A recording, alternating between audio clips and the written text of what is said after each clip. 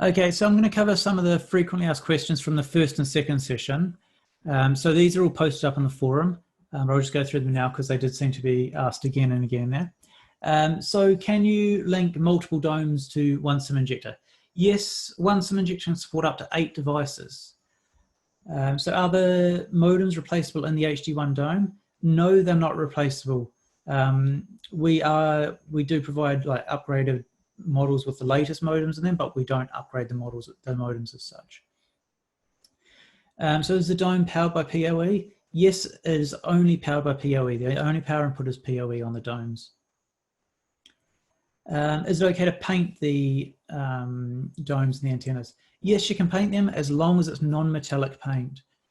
It's best if it's spray painted on, so it's nice, thin even coats as well.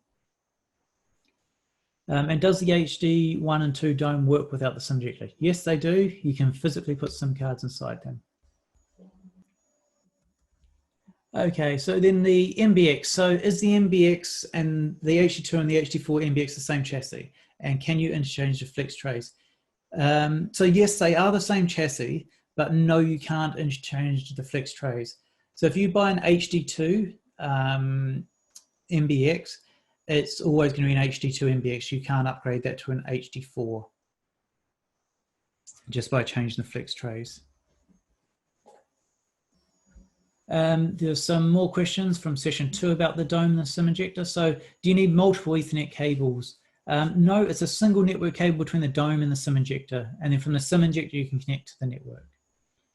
Can the dome be used without the SIM injector? Yes, you can put physical SIM cards on it. So yeah, the question about which Peplink model is compatible, we just covered that. So are our antennas and domes 5G ready? So the domes are not 5G currently. And well, the current ones that are out there aren't 5G ready because they've only got the fixed modems in them. So our antennas are 5G ready, so they cover all the frequencies for that. Guys, if you've got any questions from today's session, if you can put that in the question and answers function in Zoom, that'd be great, and I'll get around to answer them in a second. So what is the recommended distance between the dome and the SIM injector? There's no minimum distance, but the maximum distance is 150 meters. So do you need, when you use the SIM injector, do you need a second cable for the LAN or the dome, etc.?